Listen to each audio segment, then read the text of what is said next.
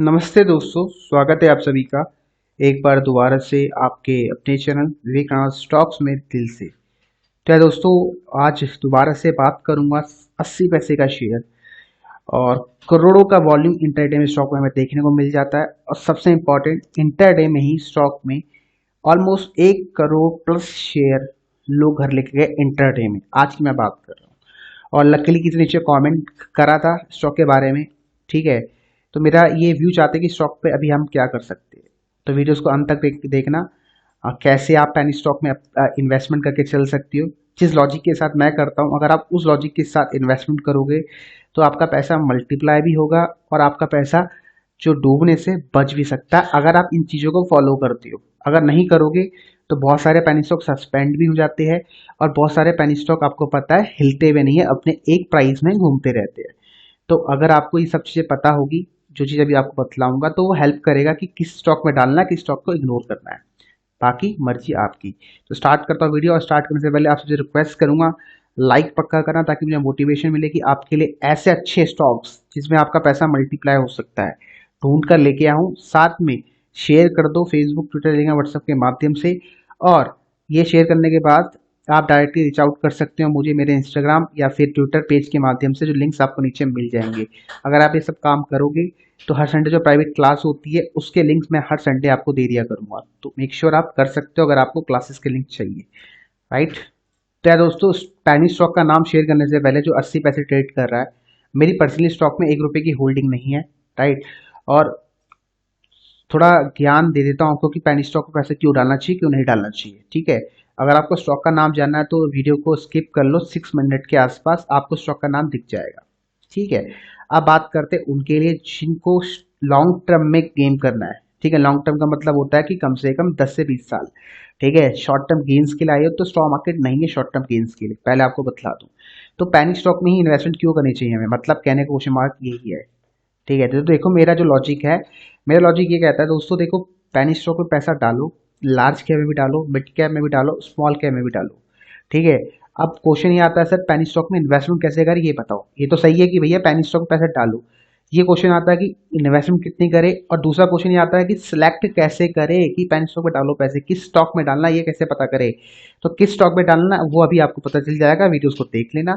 और पहला जो क्वेश्चन था कि कितना डाले, कि पैनी स्टॉक में कितना इन्वेस्ट करना चाहिए, तो ये क्वेश्चन आप अपने आप से पूछना।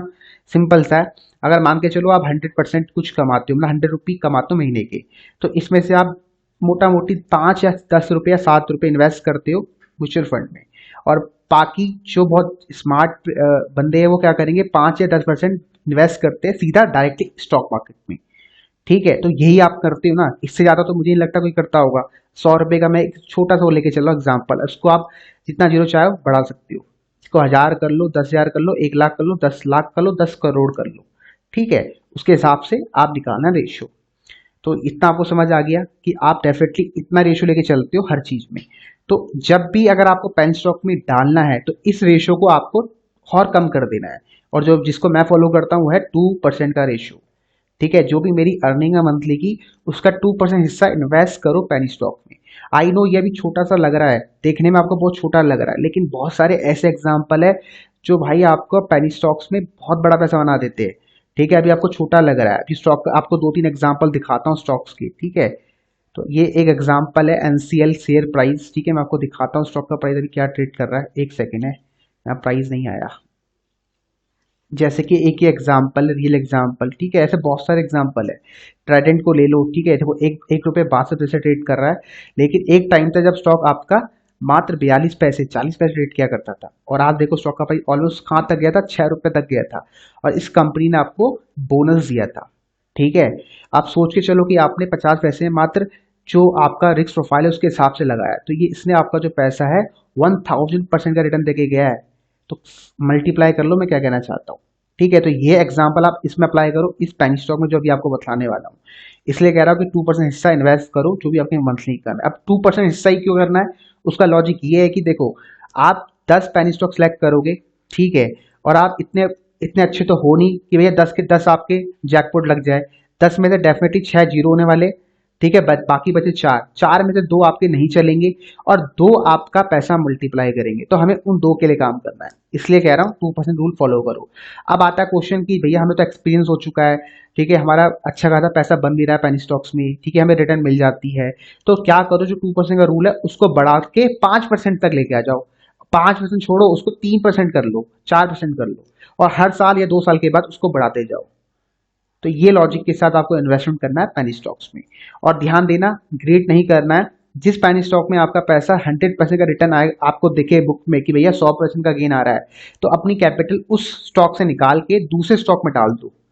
समझ आ गया? ये भी आपको करना है, ताकि क्या होता है देखो, जो 6 पेनी स्टॉक सस्पेंड होने वाले होंगे, मान के चलो जो जो आपने ले रखा है वो सस्पेंड होने वाला है, तो अगर आपने 100% का रिटर्न गेन कर लिया, और मैंने ऑब्जर्व किया है पेनी स्टॉक ना सस्पेंड तब होते हैं जब वो आपको 100 या 150% का रिटर्न दे चुके होते हैं, और जब वो सस्पेंड होते हैं तो हम ना वहाँ प्रॉफिट बुक नहीं करते। तो अगर आप प्रॉफिट बुक कर लोगे और अगर वो सस्पेंड हो भी जाता है, तो आपकी सेहत को कोई फर्क नहीं पड़ने वाला, क्योंकि आपने कैपिटल ऑलरेडी बुक कर ली है। बस वो प्रॉफिट रह गया है जो आपको कैरी करना है, 10 रुपए, 20 रुपए, 100 रुपए के टारगेट के लिए।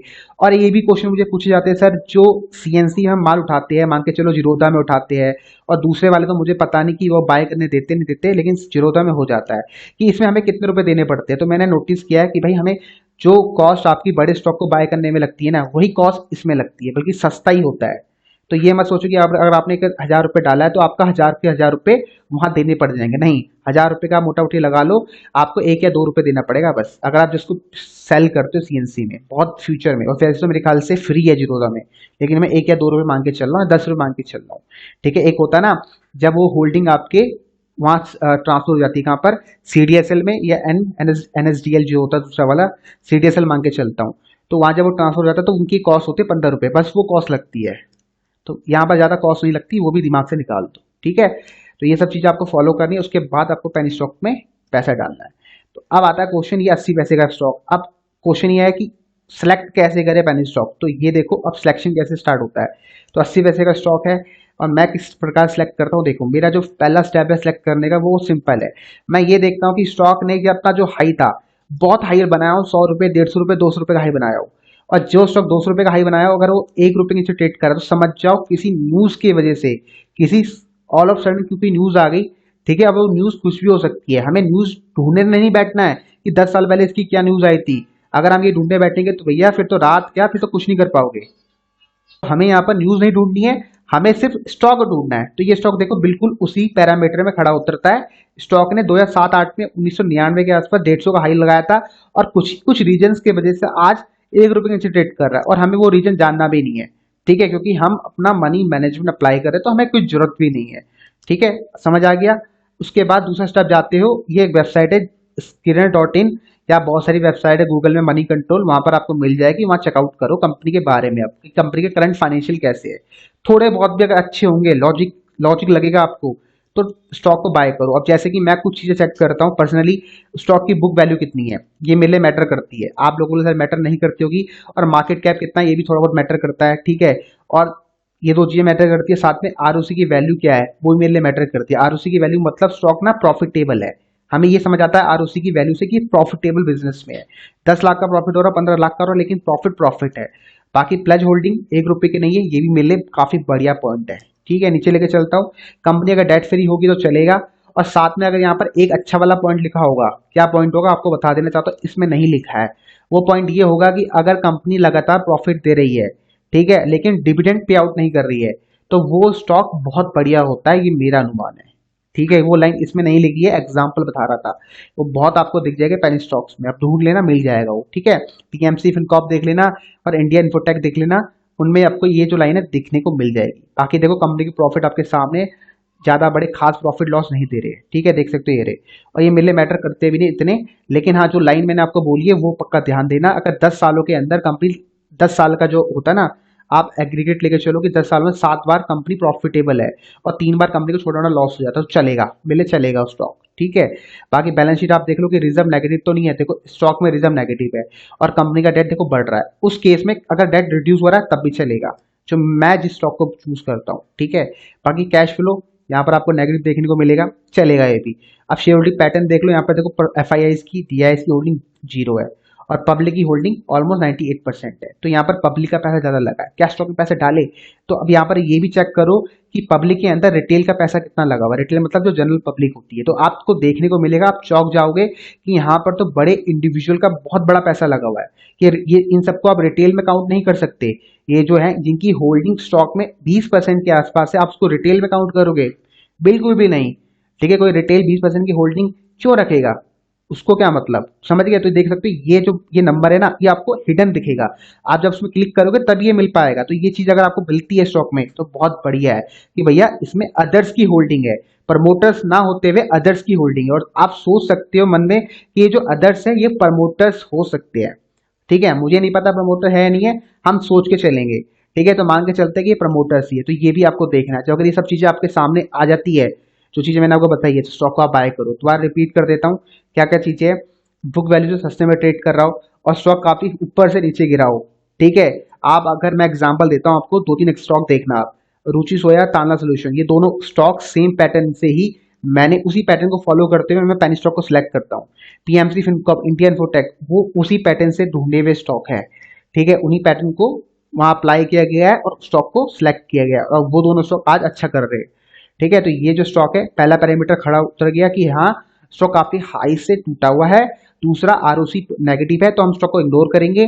और अपनी बुक वैल्यू सिस्टम में ट्रेड कर रहा है, ये भी चेकआउट किया करो। लेकिन ये स्टॉक नहीं कर रहा है, तो मतलब लॉजिक अगर मैं लगाऊं तो स्टॉक है मोटा मोटी मेरे जो 10 में से जो पैरामीटर थे जो आपको मैंने बताया, उसमें से मात्र 2 या 3 में स्टैंड करता है, बाकी में नहीं करता है। अब ये 2 या 3 में स्टैंड करता है तो पैसे डाला जाए ना डाला जाए, तो ये क्वेश्चन अब आप में छोड़ता हूँ। अगर आपको डालना तो आप डाल सकते हो, मैं स्टॉक पे पर्सनली नहीं डालूंगा, इन्वेस्टमेंट नहीं करूंगा। ठीक है, मैं पर्सनली स्टॉक में इन्वेस्टमेंट करना पसंद नहीं करूंगा। लेकिन अगर आपको लगता है कि मैं अगर मनी मैनेजमेंट अप्लाई कर रहा हूँ, जो मैंने आपको बताया ना 2% ऑफ मंथली इनकम, वो तो कुछ भी नहीं है, तो उसको डाल के अगर आपको लगता है छोड़ दो। और जो रूल बताए, जब भी 100% रिटर्न आए बुक कर लो। अगर उस लॉजिक के साथ जाओगे तब भी इसमें पैसा बन जाएगा, क्योंकि स्टॉक देख सकते हो 29 पैसे का लो लगाया था और 1 रुपये 50 पैसे का हाई लगाया था। तो भैया जिसने स्टॉक को 40 पैसे में बाय किया होगा और 1 रुपये 20 पैसे में निकला होगा, तो उसका तो पैसा 2-3 गुना हो गया ना। तो वो 100% का रिटर्न यहाँ पर जनरेट कर सकता है आराम से। उसने करा और उसने एक्टिव किया, अब उसका सिर्फ प्रॉफिट रह गया, उसको मतलब भी नहीं है स्टॉक जीरो हो या ऊपर जाए। तो यही आपको होना चाहिए। अगर आप इस इमोशन के साथ, इस साइकोलॉजी के साथ करोगे काम, तो ये स्टॉक अगर 100 रुपये 50 रुपये चले जाएगा मान के चलो कल, तो आप नहीं बेचोगे। 100 रुपये चले जाएगा, आप नहीं बेचोगे, क्योंकि आपका पैसा स्टॉक में लगा ही नहीं। आप फ्री ट्रेडिंग या फ्री इन्वेस्टिंग कर रहे हो स्टॉक में, ये समझ के चल सकते हो। ठीक है, तो ये कुछ लॉजिक था। आशा करता हूँ आपको समझा पाया हूँ कि लॉजिक कैसे काम करता है, कैसे आपको स्टॉक सिलेक्शन करना है। लेकिन सबसे इंपॉर्टेंट क्या है, जो 2% का रूल आपको मैंने बताया है। ठीक है, ये प्राइस एक्शन इंपॉर्टेंट है, ये वॉल्यूम इंपॉर्टेंट है, लेकिन सबसे इंपॉर्टेंट वो है जो मैंने आपको शुरू में बताया है। तो ये देख सकते हो यहाँ पर इंटरडे में ऑलमोस्ट 1 करोड़ प्लस शेयर लोग घर लेके गए। ठीक है, 1 करोड़ 66 लाख शेयर। ठीक है, 80% की डिलीवरी उठाई गई है स्टॉक में। ठीक है, तो आशा करता हूँ आपको वीडियो समझ आया होगा, वीडियो अच्छा लगा होगा। समाप्त करता हूँ वीडियो को, मिलते हैं आपको अपने नेक्स्ट क्लास में। तब तक के लिए bye bye, take care, good night.